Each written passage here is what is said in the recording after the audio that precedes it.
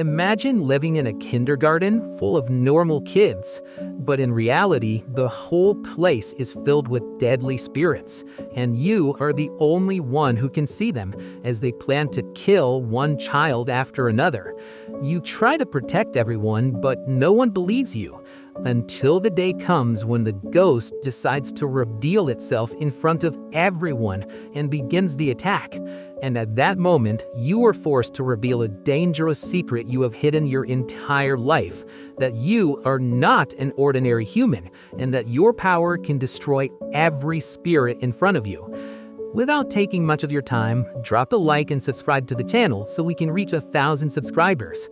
Prepare your favorite drink, and let us begin the story. Kaya was a young girl living in modern-day Japan who seemed like any ordinary girl studying in a kindergarten. But in reality, she was nothing like the kids of her age, as she had the ability to see supernatural beings that exist around them. She was always considered a troubled child who always created a ruckus, and several teachers in the school ended up quitting as they weren't able to deal with her theatrics. Finally, the kindergarten hired a new teacher named Chie, who seemed excited about her job, but has no idea that her life will never be the same after she gets involved with Kaya. It had been a couple of weeks since Chai started working, and just like any other day, during the early noon period, the kids were allowed to play outside to get some well-needed exercise. While some of the kids were playing on the swing, a supernatural entity ends up being disturbed and pushes one of the kids off the swing in the hopes of seriously injuring them. Thankfully, the girl wasn't hurt very badly as she starts crying and attracts Chai's attention. She quickly picks the girl up and takes her back inside, where she puts an ice pack on her head. Chai seems a little troubled and mentions to the other teacher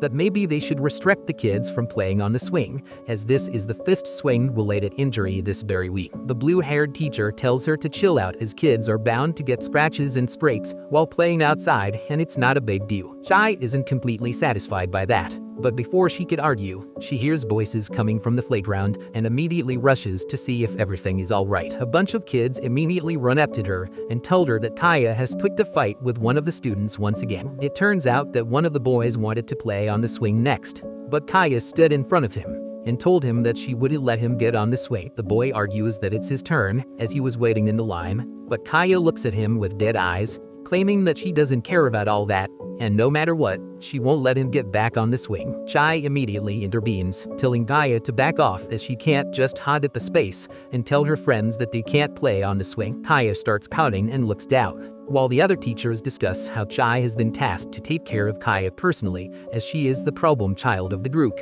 and they wonder whether she would be able to hold up, since the last 2 teachers ended up quitting the job. Chai very gently touches her face and tells her not to look away and try to understand what she is saying, but Kaya immediately runs away, avoiding any confrontation. Chai wonders whether she will ever be able to handle Kaya properly, but she decides that she can't accept defeat so easily and runs after her. Meanwhile, the boy realizes that the swing is finally free for him to play with. He quickly sits down on the swing and tries telling his friend to push him. Suddenly, a dark shadowy hand appears behind him and starts gently pushing him on. The boy laughs and urges to be pushed higher, while the shadow suddenly reveals its true intentions and pushes the boy incredibly high. The boy's laugh turns into pure fear as he finally realizes that nobody is pushing him on as the shadow reveals itself. The boy begs the shadow to stop pushing him as he is done playing, but the shadow wouldn't listen and starts pushing him as far off as Kasada. The boy starts crying, begging someone to help, scared that he is going to fall off the swing. Just when the shadow was going to push him off the swing from a great height though,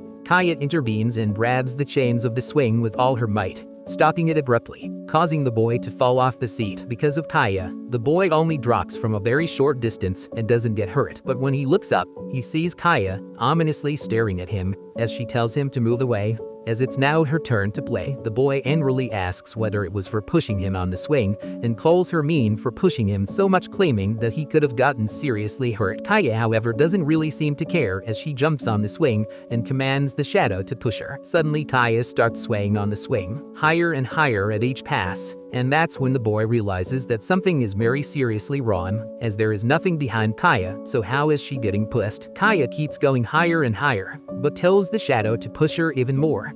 Suddenly, a bunch of hand-like spots appear on her back as she is pushed into the sky. It turns out that all the teachers were wrong, thinking that the kids were falling off the swings because of their own carelessness or because of some of the troublemakers, as the fame that is causing the accidents doesn't even belong to this world. The monstrous being belongs to the underworld that lays waiting for young children to come on the swing so it can push the kid off the swing directly into its gaping mouth. This time, however, the spirit was extremely unlucky since this time it got its hands on Chie herself, who is one of the most powerful psychics herself. The moment she is pushed off the swing into the demon's mouth, she immediately curls her hands into a fist and punches the crap out of the demon, destroying it completely. Once the spirit was crushed, the surroundings immediately turned less deadly, and Chie extended her arm towards the boy, asking whether he would like to play on the swing now. The boy, however, is a big Vegeta as he runs away, claiming that Chie is a weirdo and she scares him. Chie sadly returns back to the swing, silently claiming that she is not a weirdo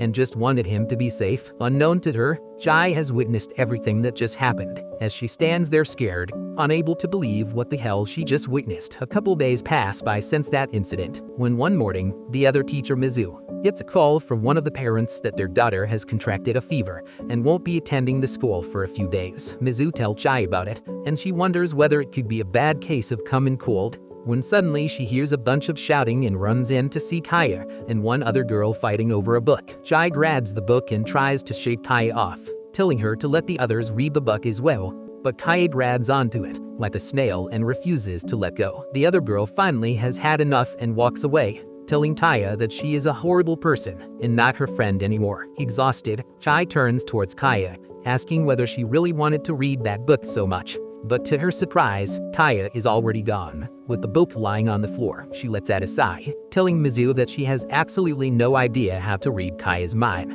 But Mizu tells her not to worry too much, as at this stage, some of the kids can be a bit mean, and it usually passes with time. Chie picks up the book, wondering whether the explanation is really that simple, and realizes that things have been pretty quiet ever since the swing incident. She remembers how Chie took care of that monster, and realizes that there hasn't been a single instance of any kid getting hurt on the swing since that day. She wonders whether the accidents were due to the monster being there, and whether Chie already knew that, but she shakes that thought away, and reassures herself that the things that she saw were just hallucinations because of her exhaustion and nothing else. She convinces herself that her eyes were playing tricks on her, and there is nothing like a monster or demons in this world. She opens the book in her hand, only to find out that Chie has put tape on one of the pages to prevent it from being opened. She wonders why the hell would anyone do this, but she doesn't know that the girl who was absent today because of a fever was reading this very book the last day, and something came out of the book and attacked her when she reached this page. Chie decides to try and find Chie, but when she opens one of the rooms, she finds Chie sitting on a table with a book and applying tape on a bunch of pages. Chie tells her to stop, but Chie quickly starts applying the tapes as quickly as she can. Chie finally manages to stop her and orders her to bring each and every book that she has taped till now. Chie sheepishly brings a bunch of taped up books and tells Chie that these books shouldn't be opened. Chie is confused by this and asks why shouldn't it be opened, but Chie doesn't respond and simply runs off, exhausted. Chie wonders whether she will ever be able to understand this kid before returning to work. By the time evening comes, all the kids return back home with their parents, and Chie sits back down on the table with a bundle of books that Chie taped up. She was about to start peeling the tapes off when she remembers Chie's words about not opening the butts. Chie, however, decides to ignore it and starts untaping the butts. The first book she untapes turns out to be a fun little playbook, and she decides to check it out for the sake of nostalgia. When she finally comes to the page which Chie previously taped though, something very dark and sinister emerges from within. Chie throws the books away, scared for her life, as she wonders what the hell just happened to her.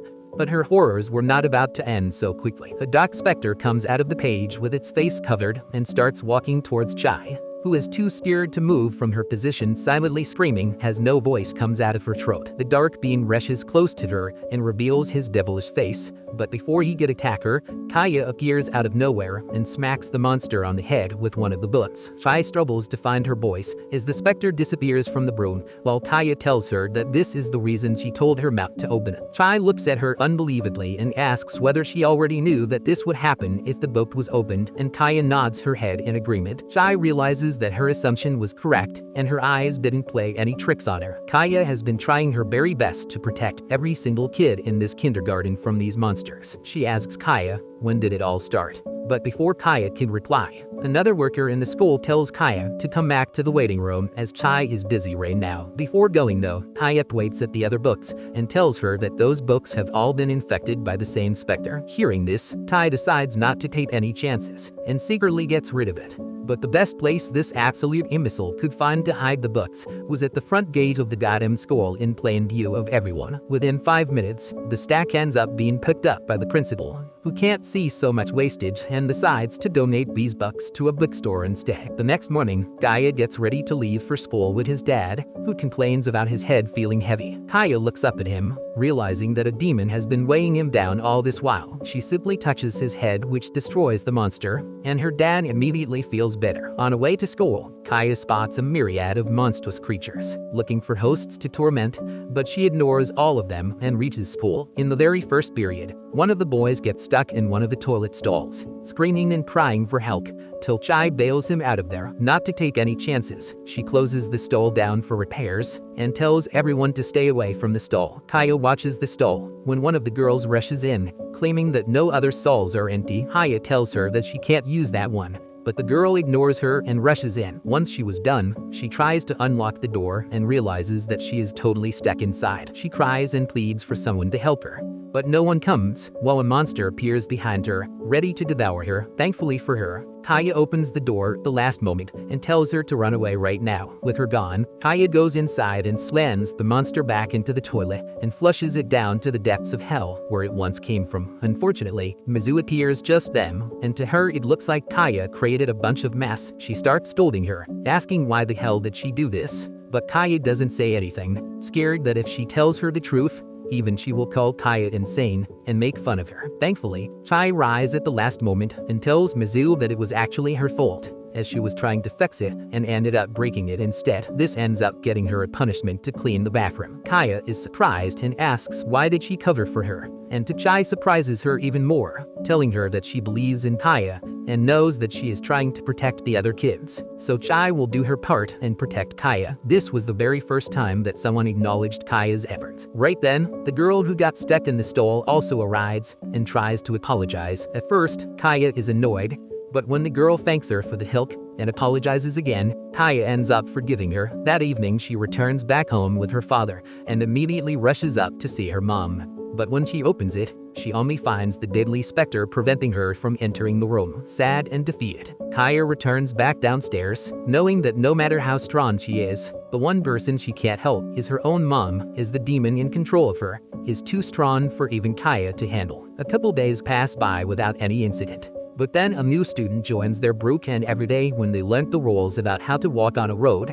they would go past a bunch of houses, and the new girl named Saku would see someone or something peering out at her from behind the curtains. She kept her mouth shut for the first few days whenever she saw it, but slowly she starts getting more and more scared, to the point where she ends up telling her classmates about the fact that she can see ghosts and knows that a ghost lies in that house. A bunch of boys start making fun of her, claiming that she is lying and telling a tale as ghosts don't exist. But Saku isn't a person who takes it lying down and smacks the crap out of the boy, causing him to run away. Kaya hears all this and is impressed by the girl. She walks up to her and claims that she is very cool for standing up for herself. Saku blushes that all these boys are just jealous because they can't see it. And just because they can't see it doesn't mean that it doesn't exist. Kaya finally feels like she has met someone who could understand her and reveals that even she can see the ghost. Saku is shocked and asks why she didn't tell anyone, but Kaya shakes her head, claiming that she tried telling people, but they all thought that she was mad and made fun of her for lying all the time. Saku tells her not to let it bug her,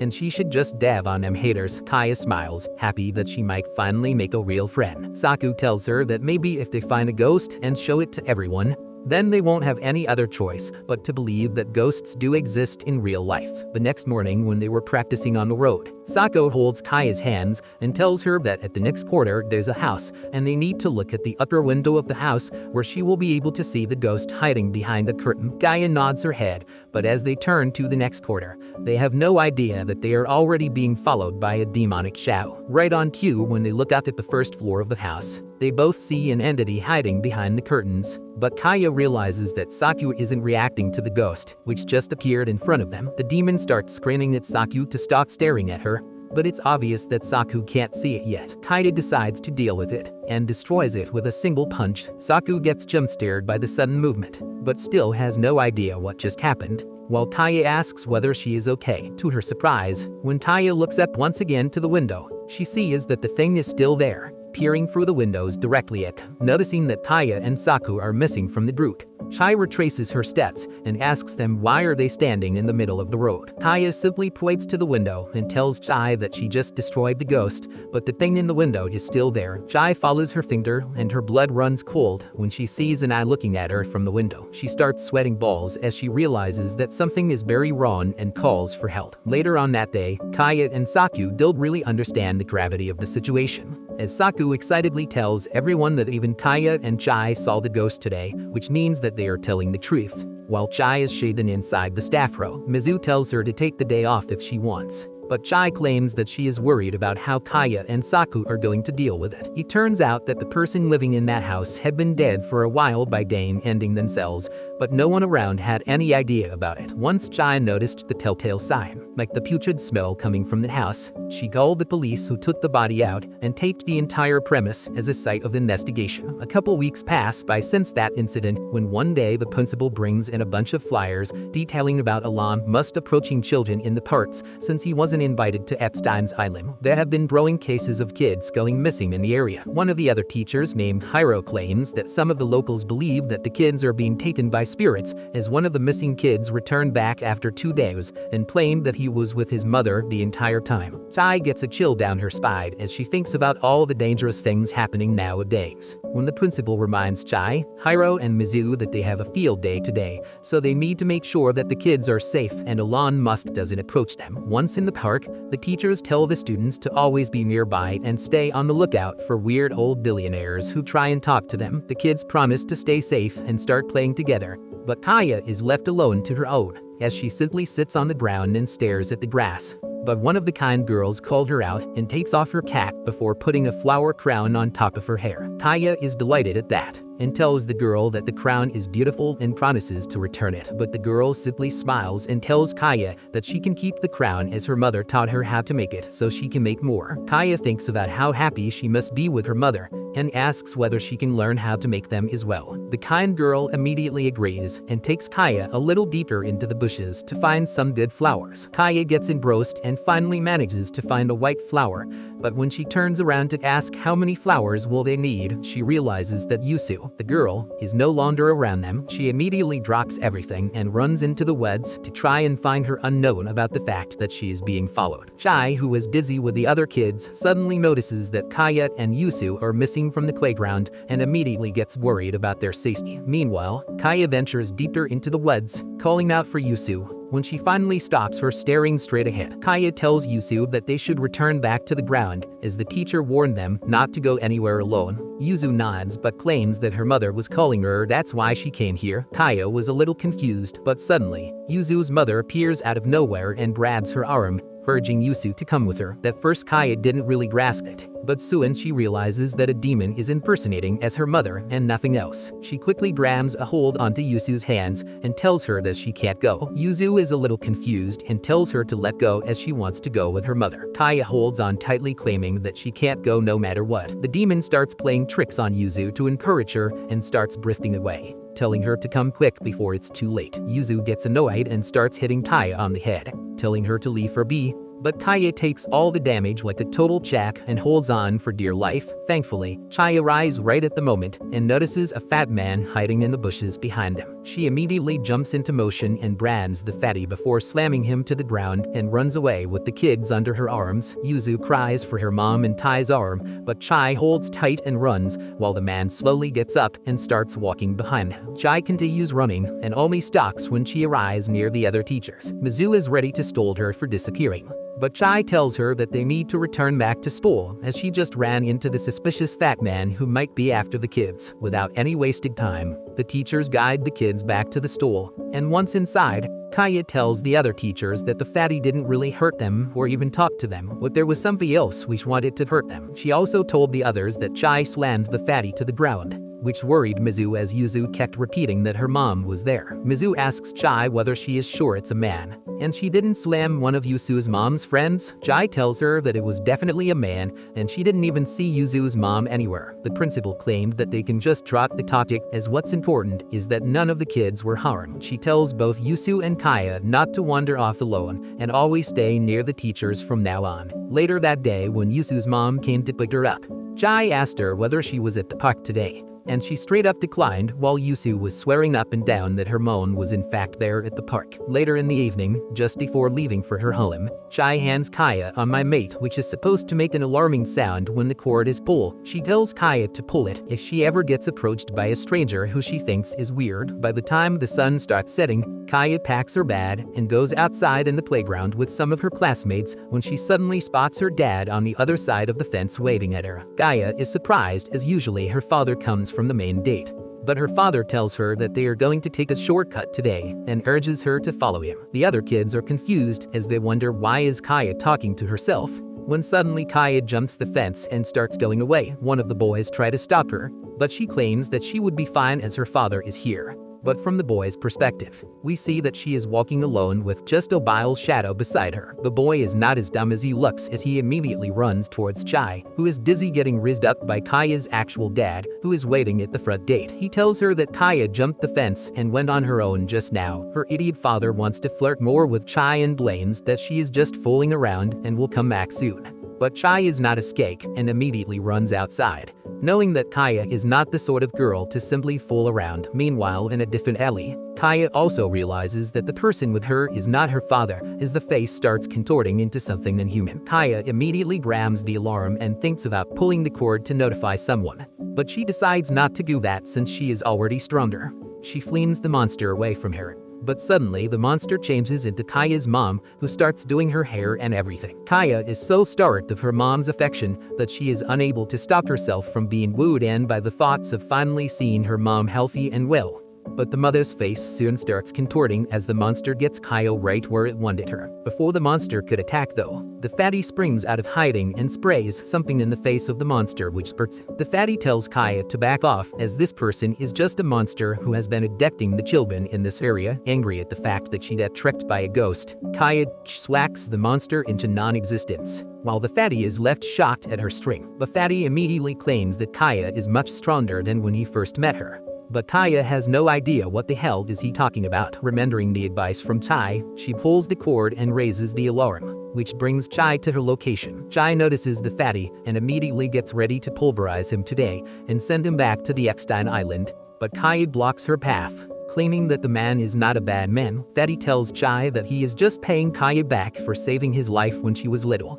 But just then, Kaya's hoe of a dad also arrives and takes her away. The fatty hands his business card to Chie, claiming that they will talk later about Kaya, and leaves the scene, leaving a very confused Chie who looks at the card and notices that the man is a ghost hunter and a journalist who documents supernatural activities. A couple days pass by since that incident, but Chie is still stressed about the entire encounter. That night, once she returned back home, instead of opening Tinder to go skies for no reason, she decided to look more into this fatty to figure out what exactly is he. She uses the business card and manages to find quite a lot of data on him. It turns out that everything he told about himself is completely true, so he was not lying to their faces. But she still realizes that the man is super weird and might even be mentally deranged. She decides that no matter what happens, she will make sure that Kaya stays away from that man. She looks at Kaya, who is drawing something on a piece of paper, and she feels a weird sensation of calmness inside her. Watching these kids draw and color without a fear in this world, she peeks into Kaya's drawing and praises her, which makes Kaya happy. But she tells her to wait as she wants to color it first. Kaya quickly gets up and rushes towards one of the drawers to pull out her coloring box, but to her surprise, the black crayon from her kit is missing. She calls Chie over and shows her the kit, but Chie thinks that Kaya must have either finished it up before or forgot somewhere else. Kaya shakes her head, however, claiming that she is sure that the crayon was right here yesterday. Just then, a bunch of other students also start complaining that their black crayon is missing from their crayon box. Chie and Mizu collect all the boxes and put it on a desk, and all of them looked exactly the same with only the black crayon missing. Mizu claims that this is not normal, and the kids started protesting that they need to find the crayon thief as soon as possible. Mizu tries to calm all of them down before they cause a riot, but Chie notices that one of the girls seem a little uncomfortable about the entire situation. Chie asks if everything is okay, and at first, the girl tries to hide it, claiming that everything is fine, but then her guilt eats her up, and she tells Chie that she might know why the crayons are. She takes them to the junior kindergarten, where one of the boys who turn out to be her younger brother is using all the black crayons to color the mirror black. He looks around and greets his sister happily, while her other classmates decide that since her brother is young, he doesn't know any better, and they shouldn't be mad at him. Somehow these kids have a higher IQ than my ex. The junior year teacher apologizes to Mizu for not noticing the boy earlier. But Mizu claims that it's not a big issue, and what interests her more is why the boy is coloring the mirror black in the first place. The teacher claims that even she has no idea what the hell goes through his dumb-ass brain, as he is the troublemaker of the class, kind of like Kaya. Chie can't let Kaya catch any strays for no reason, so she goes ahead to take a closer look at the mirror and hears the boy mumbling that he is scared. Chie asks what is he scared of, but the boy just repeats that he is scared and doesn't say anything else. The teacher, exasperated and annoyed, tells them that all he says is that he is scared, and she for one can't understand what's so scary about the mirror. She claims that she can't deal with such childish idiots, while Mizu tells her that she might be in the wrong profession. The teacher ignores her and turns her attention towards the older students, apologizing to them about their crayons and promises to give them a bunch of candy to make up for it. Mizu doesn't really like any of it, as even though the kids in her class are young and can't really understand her, but she should still not talk smack about them for no reason. That evening, Kaya and Chie end up staying pretty late at the school doing their own thing. When the younger teacher arrives and greets Chie, she notices that the younger teacher is holding a bucket and a cloth, so she asks whether she is going to clean the mirror. The teacher replies in an annoyed tone that the idiot kid doesn't even know how to clean up after himself, so she is forced to do everything for him. Chie remembers her comments about the boy being the troublemaker like Kaya, which strikes something in her mind, so Chie goes after the teacher and asks whether she wants some help with the mirror. The teacher smiles and replies that it shouldn't be that difficult, and that she will quickly deal with it without any issues. Chie returns back to her room with Kaya, while the younger teacher takes a spray bottle containing some cleaning liquid and sprays it over the mirror before using a wet rag to clean it off. The moment she cleans off one part of the mirror though, she is horrified to see her own shadow, but instead of her face, the reflection is replaced by the face of a horrifying monster. Her blood turns dry as she stands there unmoving, but suddenly the monster extends its ghostly hands outside the mirror and grabs her throat. She manages to scream in horror, which is heard by Chie. But before she could even make sense of it, Kaya is already on her toes, running towards the other room. Chie runs after her and bursts into the other room, only to find the younger teacher on the floor, struggling against the spirit who has her by the legs and is pulling her inside the mirror. She screams at them for help, and without a word, Kaya jumps to her rescue, kicking the ghost away, while Chie grabs the teacher and pulls her away from the ghost's grasp. Chie asks whether she is okay, but surprisingly enough the teacher acts pretty normal, replying that everything is fine, and for some reason she thought that she saw something scary in the mirror, but it's nothing to worry about. Kaya, on the other hand, takes a closer look at the mirror, but doesn't know what to make of it, as she doesn't think that the ghost died with her attack. The very next morning when she comes back to work, Chie and Mizu are shocked to see that her entire attitude seems to have shifted completely, as she apologizes to the young boy for not taking care of him better, and praises her sister for telling the truth in front of the others. Chie thinks that maybe Mizu had a conversation with her, which is why she is acting differently, but Mizu reveals that she hasn't talked to her yet, so that can't be the case. Unbeknownst to them, the person in front of them isn't the teacher at all, as the real one is stuck inside the mirror, while her reflection roams in the open world. A couple days pass by since then, and the teachers take the students to the nearby pool for some fun activities. The kids show off their swimming suits to each other, while one of the guys named Ken tries to make fun of Kaya for wearing a super lame suit. Saku immediately comes to her defense and scares the boy away by the threat of physical violence, which is not very nice, I guess. But hey, women empowerment at least. Mizu and Chie call all the kids towards them to enter the pool one by one. But Kaya isn't so keen on getting into the pool, as she is the only one who can see a spirit floating above the pool waiting for its next victim. Once everyone was playing inside the pool, Kaya tries going inside as well, but she is scared as she doesn't know how to swim. Chie laughs and tells her that she can simply dip her feet in water and stay outside, which she happily obliges to. Ken once again makes fun of her for not knowing how to swim, but Saku arrives by her and offers to dunk this asshat into the water like a god and Wario. Suzu, on the other hand, offers Kaya a paddleboard to help her swim. Ken continues making fun of her without looking where he is going and ends up bumping into something behind him.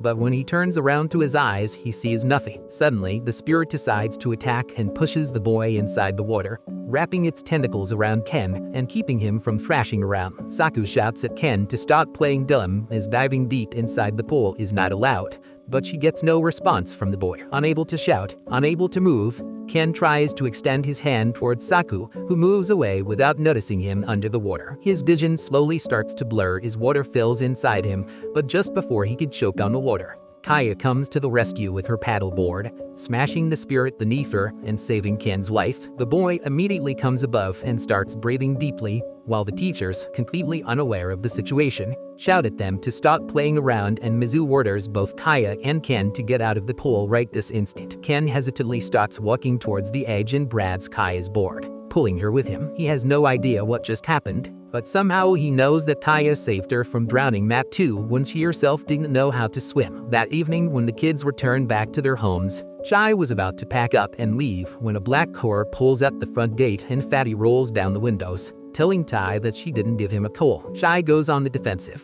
asking whether he is stalking her, but Fatty replies that she is not pretty enough for him to stalk, and all he wants to do is talk about Kaya, which is top secret information. He manages to fix a date with Chie, and they meet up at a restaurant where he opens the file he had and hands it to Chie. She is shocked to see that the fatty has every single detail imaginable about Kaya in the folder, including everything she talks about with the teachers. Angry, Chie starts shouting at him that she doesn't talk to people who would loathe to go to Eckstein's Island, and starts calling the cops. But the fatty begs her to wait and let him finish his monologue, and after that she can do whatever she wants to do. This stops her, and she lets the fatty continue, as he claims that he owes Kaya a lot and will do anything to repay her in any form. Chie is confused as Kaya is only 5 years old. What could she have possibly done for the fatty? The fatty decides to tell Chie about his tragedy 4 years back. He had a daughter and a beautiful wife who he loved a lot, but one day while crossing the road, her daughter got hit by truck cum, who wanted to isekai some people and chose her. His daughter was dead for the people around him, but he could still see her ghost, who decided to stay with him forever. That was the only thing that held him together in this grief, but he was the only one who could see her. His wife thought that he was losing his mind, and ended up leaving him because of that, while he spent his days at the park, watching his ghost daughter play, while the other women got worried about this weird-ass Discord mod-looking-ass man staring at kids all day long. But one evening, his daughter claimed that she was tired and her face started changing. He hoped that she would get better, but it turned worse. Day after day since she transformed into a specter. He still continued to live with her and took her to the park, but he slowly started losing his mind seeing his daughter being transformed into something very wrong, very inhuman. When he was at his breaking point and was thinking of old F-4ing his life, the little 1-year-old Kaya managed to exorcise his daughter, lifting her from the curse she fell into and giving her peace after so long. Kaya literally saved him and his dead daughter from a life of misery, for which he owes her his own life. Chie understands him more now, but he still doesn't know why is he stalking her. Fatty replies that while working on a supernatural case, he came across a house which had an intense amount of negative evil energy coming out of it, and it turned out to be Kaya's house itself. He claims that there is something wrong with her house, something so strong that even Kaya is afraid of it and living in fear and pain because of it. A couple days pass by since the meeting she had with the fatty, but the conversation about Kaya's house resurfaces when the home visit day arrives and Chie gets assigned to Kaya. She immediately shudders at the thought of whatever is hiding inside Kaya's home and wonders why the hell is she so unlucky to be going to her home. Later that evening, she hands over Kaya to her father and thanks him for allowing her into their house the next day. Kaya's father smiles, claiming that she is most welcome, and he would loathe to discuss Kaya over some tea. Kaya bids farewell to her teacher and starts walking away with her father. When on the way, the loudspeakers start up with a public service announcement about an 8-year-old girl who has gone missing since the afternoon. The announcement goes over her appearance and what she was wearing the last time she was seen and urges everyone to contact the authorities if they see her anywhere. Kaya's father suddenly remembers that even a man has gone missing since the morning, and wonders what the hell is happening in this world. He tells Kaya to be very careful and never wander too far away from an adult who can supervise her. Kaya nods, and they continue walking when at an intersection. A young elementary school girl walks past them, looking haggard and scared. Kaya's father notices that she matches the description of the missing girl completely and tries to stop her. He very gently asks whether she is lost, and immediately the girl runs up to him and hugs him, begging him to help as she can't seem to find her way back to her house. She starts crying in his arms, but he manages to quiet her down a little and introduces her to Kaya, before claiming that they could walk together to the nearest police station, and then she will be able to get back home in no time. The little girl wipes off her tears and smiles for the first time, thanking him for the help, when suddenly, something changes inside her as her pupil dilates, and she pushes Kaya's father away, telling him that she can't go back home yet, and starts running in the opposite direction. Kaya's idiot dad stands there scratching his empty head instead of running after her, as he wonders what made the girl run away. Kaya doesn't really have to make a guess though, as she turns around and spots a monster who comes in between them and then moves on towards the path where the girl went. The girl continues running away from the spirit while the ghost chases her effortlessly, slowly gaining up on her. While she gets gassed by running for so long, she continues taking random turns as she doesn't want the ghost to know where her home is, and hoping that she could lose him somewhere and then hide in her home. Unfortunately, the turns she ends up taking turns out to be a dead end. Her breath gets stuck in her throat as she realizes that she is done for and quickly hides behind a nearby pool in a last-ditch effort to survive. She holds her breath, waiting for the demon to arrive. But instead of the ghost, Kaya comes forth and spots her in hiding. The girl recognizes Kaya from the fore and drops her guard a little, thinking that she must have lost the ghost. But suddenly the demon appears behind her and grabs her from the hand, pulling her up in the air. The spirit dangles the girl in the air, but before she could get hurt, Kaya uses a single karate chop to slice the demon into two, freeing the girl from its grasp. The girl immediately hides behind Kaya, asking whether the demon is dead, but Kaya can hear what the demon is saying, and realizes that even the demon wanted to go back to his home and was in a lot of pain. Hearing this, the girl goes into a flashback and remembers how in the morning she was playing with a paper plane which flew into the canal, where she saw something which scared her into a shocked state. Kaya's father finds both the girls standing, and this incompetent piece of trash tells Kaya not to run away on her own, even though he was the one who was supposed to take care of her. Anyways, the trio go to the nearest police station where the girl is returned back to her parents, while Kaya heads back home with her dad. The speaker announces that the girl has been found and claims that even the old man who was missing since the morning has been found, but compared to the happy ending that the girl got, the old man was found dead beneath the canal bridge with a paper plane stuck to his clothes. A couple weeks later, one morning, the teachers get a surprise as they get a huge shipment of toys to their kindergarten. The kids are overjoyed at the fact that they will have loads of new things to play with, while for the teachers, these are just extra things that they will have to clean and care for. Chie asks the principal where the hell did she get so many toys, and she replies that she got it from a kindergarten which was getting closed and we're going to throw away these toys for absolutely no reason. Mizu sighs and tells the kids to go out and play for now and that they can have the toys later, so all of them leave. A little while later though, 3 of the girls re-enter the room and walk over the toy stash to check what's inside. One of the girls is less excited about this and more scared, as she tells the others that they should leave as they are not allowed to play with them yet. The other girls tell her to grow a pair, justifying that they are not taking the toys and they are just here to check if all of them are working fine. They start looking through the different toys when one of them pulls up an ugly half-broken doll with torn clothes, short hair, and a red mouth. They immediately get turned off by that and decide that they have had enough for now, and their broke-ass principal didn't get them any Barbies. Surprisingly enough though, the girl who was the most scared of the teachers suddenly pushes them aside and pulls out the ugly doll. She stares at its ugly-ass face with an eerie look, when the other 2 tell her to drop the toy back inside, claiming that the doll will be thrown away into the trash anyways. The girl, however, tells them that she is not going to save the doll. Before they could say anything though, Kaya arrives at the scene telling them that they can't take the doll, scaring the other 2 girls, who begged her to not tell the teachers as they were going to put the toys back anyways. When they turn around though, the other girl is already gone with the doll. Kaya again warns them to drop the doll where they found them, but the 2 girls find her friend near a locker, placing the doll inside, claiming she would be safe. They notice that one of her sleeves has gotten ripped just like the doll's sleeve, but they don't think much about it. The next morning, one of the kids shout for the teachers as the girl was shearing off her own hair with a pair of scissors for absolutely no reason. The teacher quickly wrestles the scissors out of her hand, While the girl's friend get a little extra worried about her friend, they discuss outside how their friend seems to be turning just like the doll.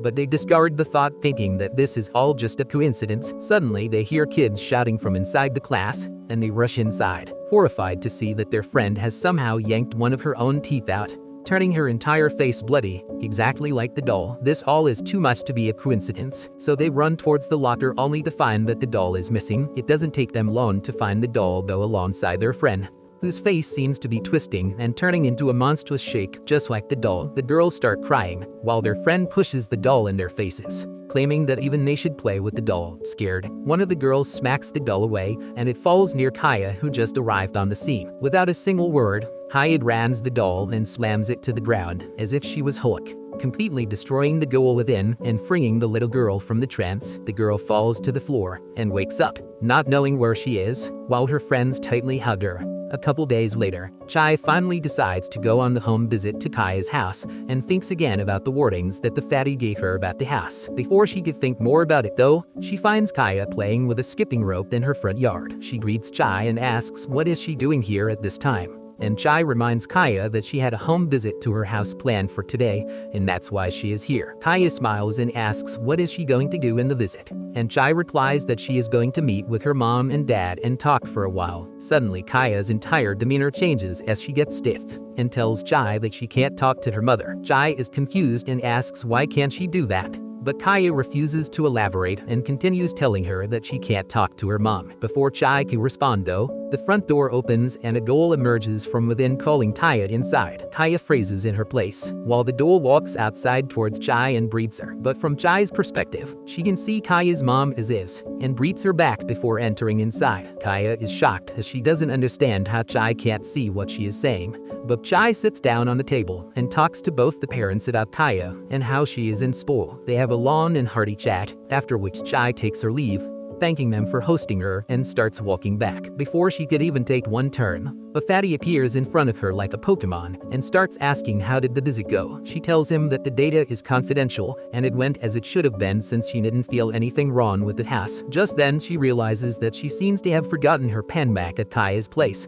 and was about to go get it, when Kaya's mother calls her from behind and hands her the pen which she brought with her. The fatty immediately freezes out of fear while Chie acts normal and thanks her for bringing the pen. With that, Kaya's mom returns back while Chie turns towards the fatty only to find him looking horrified. She asks why the hell is he acting so weird, to which he replies with a question asking, what did she see when she looked at Kaya's mother? Chie replies that she saw a normal pretty-looking woman who is very pregnant. Fatty however replies that what he saw was different, as he now knows what he was looking for. Kaya's mom is pregnant with a demon child. Chie is shocked and asks whether that means that a demon clapped Kaya's mom's cheeks, and the fatty shrugs, claiming that he has no idea about that. But the spirit inside her womb is extremely strong and something that he has never felt before. A couple weeks pass by since that day, but even now Kaya feels weird every time she thinks about seeing her mother. She can't even see her at this point and only sees a doll in her place. Her dad gets her ready for a field day and she contemplates saying goodbye to her mom, but decides that she can't bear to see her mom all twisted and turned into a ghoul and decides to head out. Many people think that she is selfish or mean, but in reality she can just see things that others can't see. Even after killing so many of these demonic beings though, if you've made it this far, you are an absolute legend. If you're enjoying the vibe, show some love by hitting that like button and subscribing to the channel. Now, without further ado, let's get back to the story.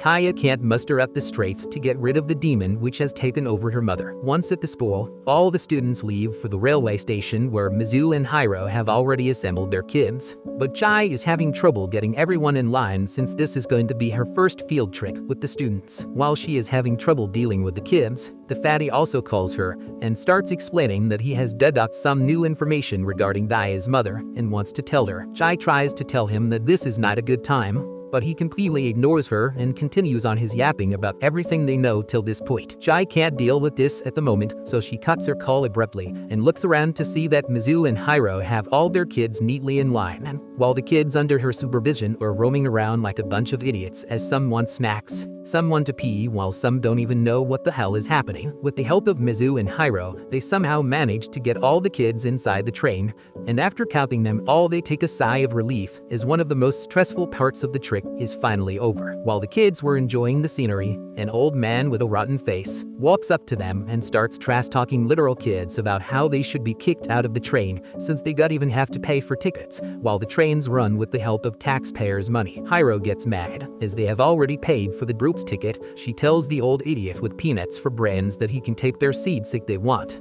And this old shit stain of a man sits on their seats while creepily looking at Chie. Thankfully soon their station arrives and all of them deboard the train one by one, but when they do a head count, they realize that one student is missing. Chie quickly notices that Kaya is still on the train, so she jumps in and grabs her. But before she can bring her out, the door of the train closes, and they can do nothing but stare at the rest of their brew as they are taken away from their destination. Chie holds Kaya and takes a seat before calling Mizune, who tells her not to worry too much as the good thing is that Kaya is not alone, and that she managed to hop on with her. Moreover, she claims that the principal says things like this happen once every decade or so it's normal. Chie cries on the inside as the person whose student ended up staying behind had to be her. She notices that Kaya is still standing and urges her to sit down, but Kaya refuses to sit on that seat. Chie suddenly remembers that this is the same seat that the other kids were sitting on when the old idiot started yelling at them. But this pisses Chie off, and she says it loud enough for everyone to hear that they have already paid for the tickets, so no one can dare tell them where to sit and where not to sit, especially since the entire train is empty. The old idiot realizes that these comments are aimed at him, so he stands up to start a fight, but before he can move another step, the train goes through a dark tunnel and everything around them changes completely. The old man falls to the ground in horror, while Chie can't even move a single inch as the entire train is stocked with ghouls all around him. Kaya asks whether Chie didn't see them before and explains that the reason why she wasn't able to get out in time was because a lot of bulls got on the train at the last station and she was stuck behind them. Chie is still too scared to think straight and asks what the hell do they do now. But Kaya tells her to calm down and do nothing since these bulls are not doing them any harm, and anyways the old piece of toilet seat of a man is much more harmful than these bulls. The next stations arise and Chie immediately tries to get out as she is still freaked out by the ghouls. But Kaya stalks her and urges her not to get out no matter what. In the little delay, the old man pushes Chie away and jumps out on the station, breathing hard, as he thinks he just survived through a ghost attack. But unbeknownst to him, a very dangerous ghost stays at that station, and he just received a free parcel of some good meat for himself. The train goes through another tunnel, and suddenly everything turns back to normal. The ghosts around them disappear, while Chie is still on the ground looking confused. They get down on the next station, and her device finally regains the signal, and she immediately starts getting calls from the fatty, asking what's up. The fatty tells her that he realized something must have gone wrong when her phone's GPS disappeared from the map. That made him realize that they must have gone to the underworld station. He claims that she was insanely lucky that Kaya was with her. Otherwise, she could have gotten stuck at the underworld station and would have never been able to return back to normal life. Chie sighs, claiming that she doesn't even know what is happening, and she doesn't think they will be getting a train soon, so maybe she's going to get a taxi with Kaya to get back with the group. Fatty tells her not to worry, and suddenly she hears her voice and finds out that he has already arrived at the same station as he shouts at them to come to their personal taxi. Kaya and Chie get in on the back seat, and Chie complains that it's very creepy that he is keeping tabs on her location. Fatty tells her not to worry as big corporations already know everything about her, and compared to them, he is always a well-wisher. Chie turns to the driver lady and asks whether she is okay driving around such a freak. The driver lady surprisingly tells her that the fatty is her husband, and he always does the right thing. Kaya also recognizes him from their last encounter, which makes him very happy, and he tells her to call him Ma. He then turns towards Kaya and asks whether he would like to meet her mother's mother, meaning her grandmother. Before Kaya could answer, Chie asks Ma what the hell is he talking about. He replies that the reason he was calling her since the morning was because he found out about Kaya's grandmother named Mutsu,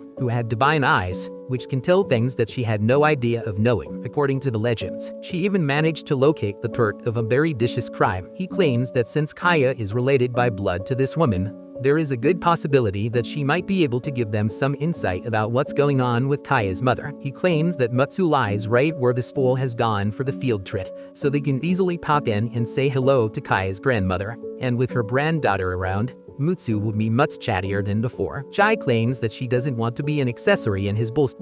But Maud tells her to think about everything Kaya has been doing for people around her, even though none of them know how they are being saved and call Kaya mean things for no reason. This reminds Chie of her promise to Kaya that she will always keep her safe, which leaves her with no real option, and she agrees to help them. They soon arrive near an old age facility where the receptionist tells them to wait while she gets Mutsu out. While they were waiting, Kaya notices a lot of specters heavily blocking the old people in the area, and Mob explains that death catches up with everyone in the end, and these specters are known as the pickups who float around old or diseased people, so that they can take their lives to the underworld quickly if an opportunity arises. He claims that this is completely normal, and other than that, these ghouls are completely harmless. Kaya, however, is a Sigma male and walks up to one of the specters before deleting it from existence. The old lady immediately feels better and thanks her, but the remaining old people in the area see this from afar and start crowding around as they feel like death has been cheated. Maud quickly grabs Kaya,